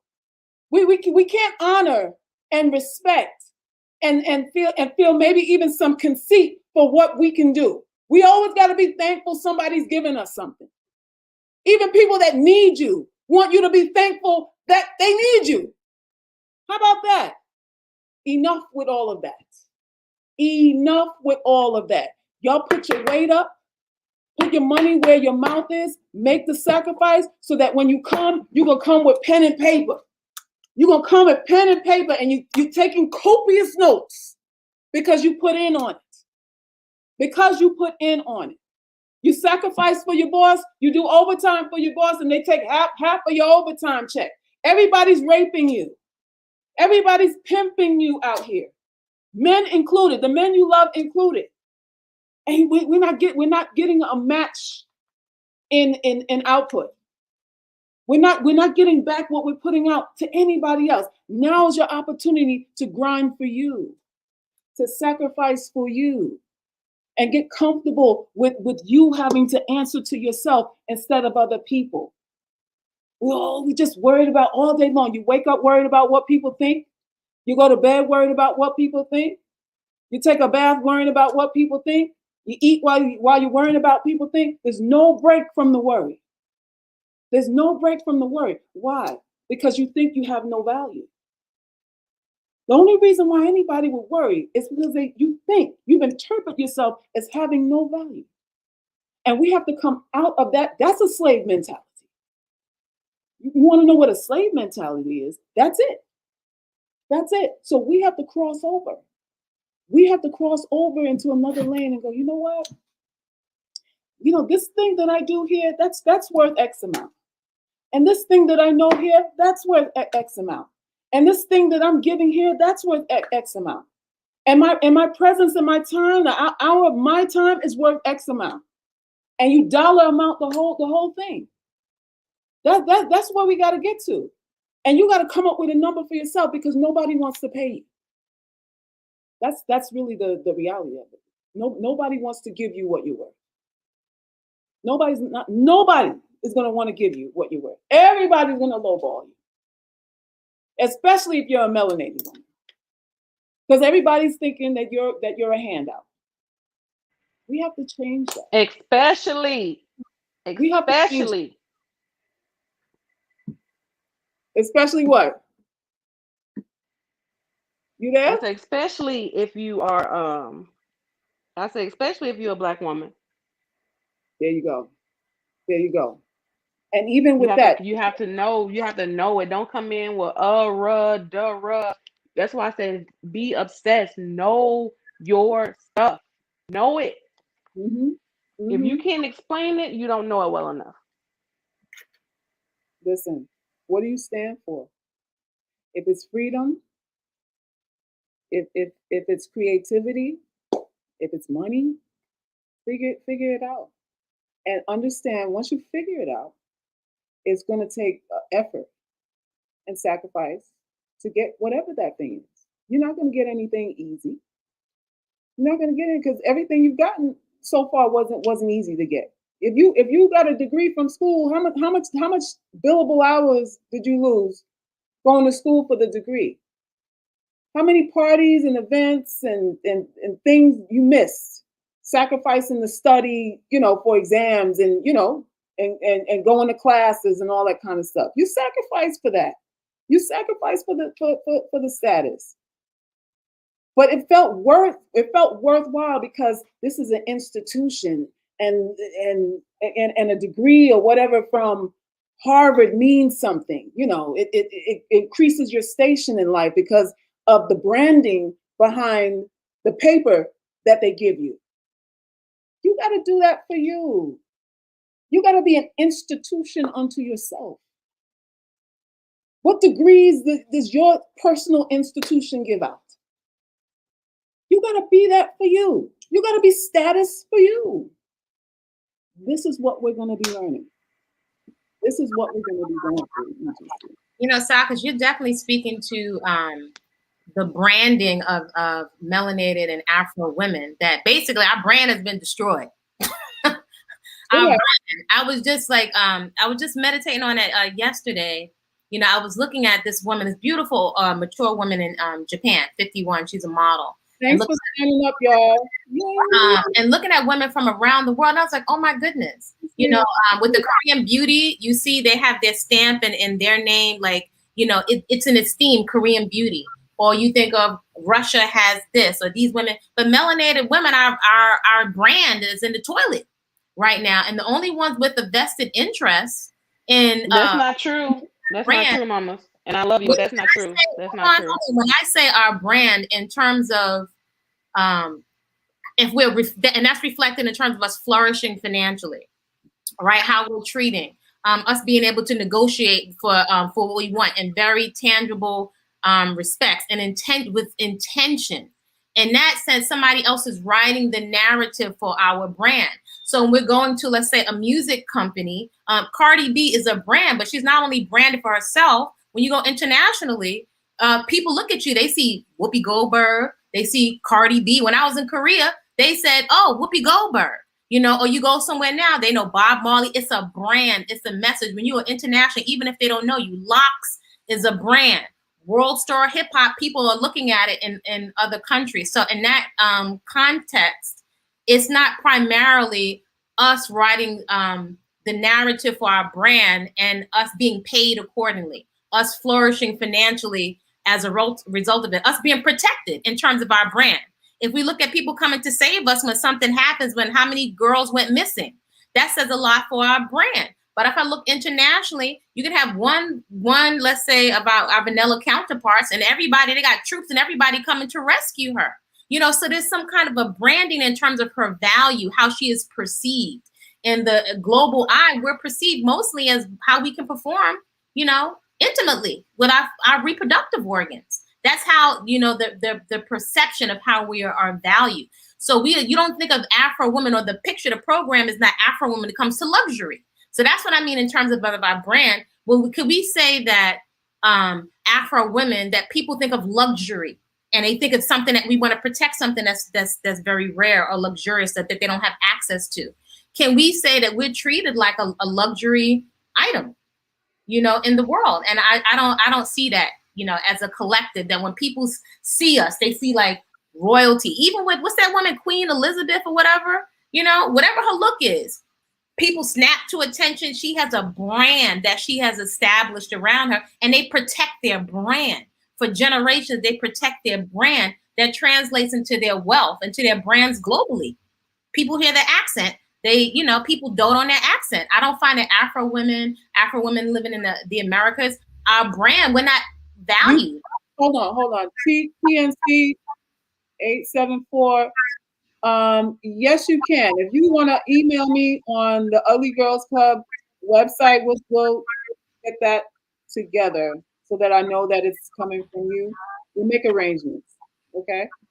So let me say this about about Brandon. When I was coming back from my trip, there was, I was in the airport, we were waiting on the flight, and there was this white woman sitting there, well dressed, white shirt, slides on, and everything, little in her bag. Can someone mute?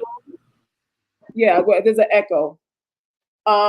And she was sitting there. We were waiting on the flight, and she was eating this apple. And I watched her take a bite of the apple, and then she placed the apple on the seat. No, not in a plate, not on a napkin. She took a bite of the apple and put it on a seat where everybody's putting their ass on. And this woman was well dressed.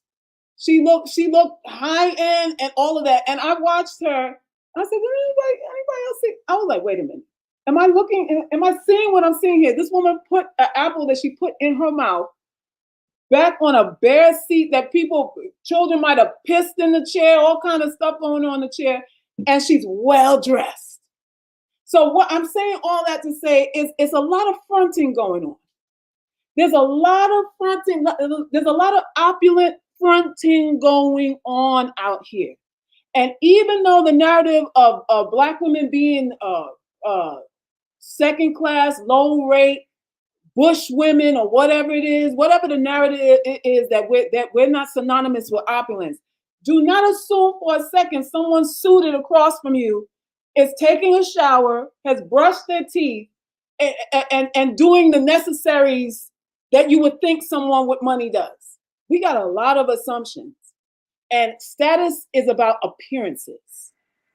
I will say that again, in case y'all in the back ain't heard. Status is its presentation. It's not reality. It's presentation. It is not a necessarily direct quantifier or qualifier of really what's going on, what the person feels about themselves, or what they actually have, or if they're actually better than you, and all these things that we're thinking. Status is a joke, y'all. And this woman was dressed to the T and put the apple she put in her mouth on a pissy chair next to her. Didn't have the class enough to lay down a napkin. That's nasty. That's nasty. But it represents, that's nasty. I've been in Saks, and I've seen a lady. You there? I've been in Saks, and I've seen a lady with dead skin so thick on her feet, like she dipped her whole foot in concrete. Well, it's that too. It's that too. So I'm saying all that to say, while there is this talk and this unspoken thing about what Black women are not synonymous with as far as luxury, do not use that as a justification or an excuse not to go for your best life. Don't let it beat you down. Don't let it make you feel diminished, because it's easy for you to get into a slump and say, you know what, what's the point in trying? They're just going to look at me as a bum anyway. Some of you do that. And what I'm saying is, at the end of the day, you don't know what's going on behind anybody's door. And since you don't know for a fact what's going on behind anybody's door, mind your business. Mind your business. That's the only thing that you know for sure is your business. Period, point blank. Period, point blank. Goddess, you want to say anything about the workshop before we wrap up this live? What can I say? What I will say is I'm the type of woman who understands that fortune favors the bold. There you go. And I'm the type of person who understands that what I've come into now and how I know I'm manifesting the life I want is understanding that fear and trepidation and reservation has its place, but still deciding I'm going to do what I need to do regardless, right? Still deciding, I was talking to Body Culinary, I don't feel like doing these exercises, but if I'm waiting to feel good about it, it's never going to get done. And I need to be about doing this bottom line as soon as possible. The workshop is intended if you're not trying to benefit from the information, if you're not trying to financially secure yourself, if you're not trying to to secure yourself financially, it's fine. The reason why we're stressing this to you is because we understand the importance of this. And we're really just opening up one of the workshops we usually do in the catacombs to everybody, to be honest with you, to give everybody an opportunity.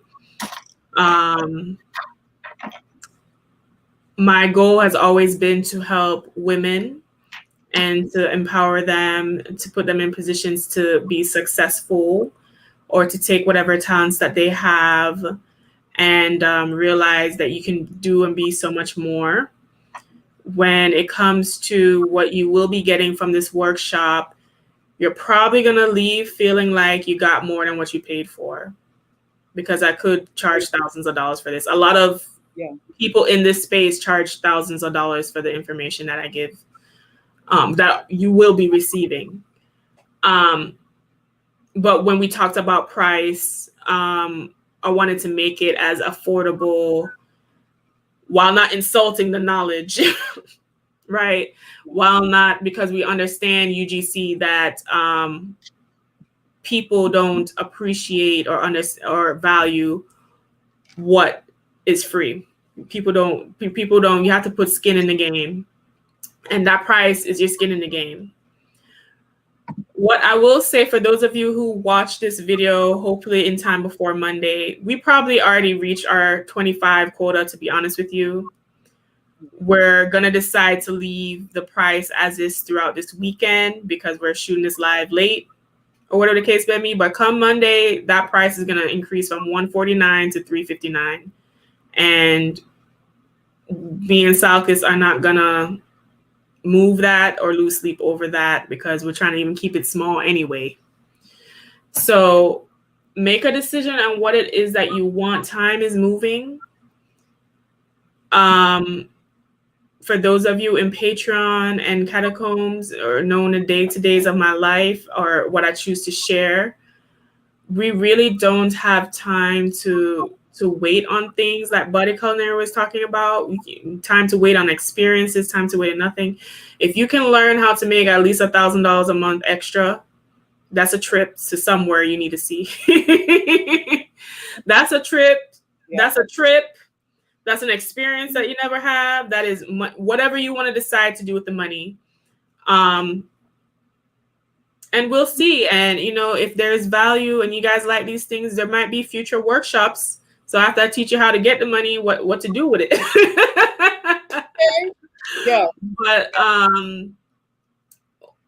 I want you guys to know that there is value and worth in anything that pertains to you, even in a non-traditional path or business, because I do tarot and that's a non-traditional business. But guess what? There's tarot readers rolling up in Teslas, right? And I'm going to be one of them. I'm being an Apocardo, but I'm, you know, whatever. So really, the only limit is the limitation of the view of yourself.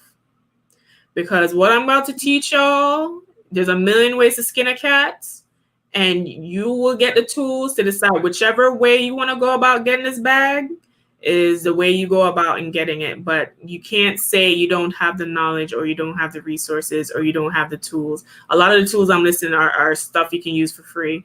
So it's all going to be on you, basically. It's all up to you. I love UGC. I love being a part of this coalition. I love that we are all about this bottom line. I love that the value that I've received in UGC is understanding that because beauty is not a virtue and because we are looking beneath the surface, I'm able in this space to bring value to you ladies that other people in my life could benefit from that choose not to because they have pigeonholed what I am or my potential or whatever that is. So I am being useful in some of the ways, the other ways that I'm useful, past looks or whatever people want to place me in. And I am sharing that side and those gifts and that knowledge with you all in this workshop. So hopefully some of you guys will get to experience one of the workshops, or what a workshop experience is like that we go through in the catacombs. You guys will leave with a ton of knowledge, and hopefully that money too. And security. Y'all, it's gonna change your life, because I'm not about no performance-based shite, and never have been. Never have been. This is real. This is real, y'all. This is real. Get on board with it so that you can get some FU money and get on with it. So you ain't got to be nobody's footstool. Nobody. Can I say something real fast? Yes. When you all start out, don't expect anybody to cheer for you. Oh, we're going over that in the workshop as well. Yeah, hold on. Yeah, just hold on one second. People don't mind you doing good, but never better than them. They're not going to cheer you on. You could be doing good. They can know you're doing good, and they'll give kudos to everybody around you but you. I want y'all to pay attention to that. So when you're making it and you're climbing and you're doing your thing, don't wait for the hand claps. Because one day they're going to love you, and the next day they're going to hate you. But you make sure that both days you get paid. And that's all I got to say. All right, where the money reside? Listen, should I come up with a money playlist, Salkis? I was trying to come up with all my songs about money. Yeah. We need a whole playlist. You got to put Rihanna on there. What's that song she got? Bitch better have my money. Yeah. Throw Riri in there too. Or pour it up. Still got my money. If it ain't about the money, you're gonna put the in there. Yeah, in there too. Okay. We're gonna have a good time at this workshop. You know, I'm gonna be the hype woman, the cheering squad to get y'all right, keep y'all attention span going, and get this thing flowing, and we're gonna be better off out of it. Yes. Make sure y'all. Maybe we should have some of the songs playing before the workshop. For real about yes. We need that. We need the whole playlist. You know, to get sent out. You know what's gonna happen too in the workshop? Some of them gonna realize how smart I actually am. Maybe I'll win over some people. God forbid. It's okay. We all gonna be smarter. We all gonna be smarter. So it's all good. Well, I appreciate y'all for coming up and coming on. Kiki, Goddess Culinary, Goddess Athena, everybody. Listen, anybody who's watching the replay on this, you better go ahead and sign up. It's on you. Go ahead and sign up, so you won't miss this opportunity. Y'all have until the 25th, because come Monday, that 26th, the price going up from $149 to $359, I think. Yes. So this Monday, not next month. No. The 26th of June is when the price will increase. My person picking up. Oh, he in love with you, Salkis. What? He in love. You show me you love me now. Then I know it's real. Salkis got chose, honey. I got chose. Thank you so much, y'all. All right. If only we believed in love. Thank you so much for the donation. Yes. I was saying, before I go out into the garden, you know, my sister sometimes she brings me news of what's happening online, right? And I really get that it's very triggering for a lot of us. I don't think many of us realize how much we are constant in fight or flight, right? And it can really scramble our decision making, and you can be enticed to just be wasting 3-4 hours on these screens without getting anything back. And I just wanted to invite folks to consider just the importance of investing in yourself heavily, from everything that passes your lips, right? Everything that passes your lips, that's your 401k for your body. Your movement practice, I invite you to consider it. It's a spiritual practice. for therapy in terms of your garden, in terms of stress relief. You're going to get back more than you invested. So invest in yourself. This is the time for reciprocity to those things that are giving you back. Any food you eat, it got to love you back. Anybody you giving love to, got to love you back. They got to show their love in something tangible. If you ain't showing me nothing, you ain't saying nothing. So that's Got us get the date again. I think you said June. Okay, so all right, before we leave, the actual workshop is August 28th. Yeah. So if you can sign up before then. However, our discounted rates that will last. We're probably at capacity at the first 25 already, but we're gonna extend it throughout the weekend. So the last day to get that $149 price is going to be the 25th of July this month. Yeah. Come the 26th, that Monday, the price will be $359 for the workshop. So if y'all don't want to feel that pain of paying the actual price and you want that discounted rate but that is weekend, you need to sign up for this workshop. In the workshop, I will be discussing marketing or aspects of marketing using social media, Facebook, Instagram, and other ways of marketing. We will have a section about that because it's going to be important. Really, once you know how to create your products or services, the marketing aspect is what you need to bring in sales. And we're going to discuss how each of those different avenues are going to be useful to you. Really, this workshop, there's a lot of stuff I could talk about, but we just had to chop down a lot of stuff for time purposes. But if this goes well, and if you guys are interested, I'm sure me and Salkis can work out future workshops on different aspects of money and even how to organize your business, all of that. So you have until the 25th of July, this Sunday, this weekend, to sign up at that regular rate, because come Monday, that rate is going up to $359, and we're not going to bat an eyelash about it. So y'all don't be upset. Y'all don't be upset about, we gave y'all time now. We're even extending it past the 25 that we said, giving y'all 2 extra days. And that's it. All right.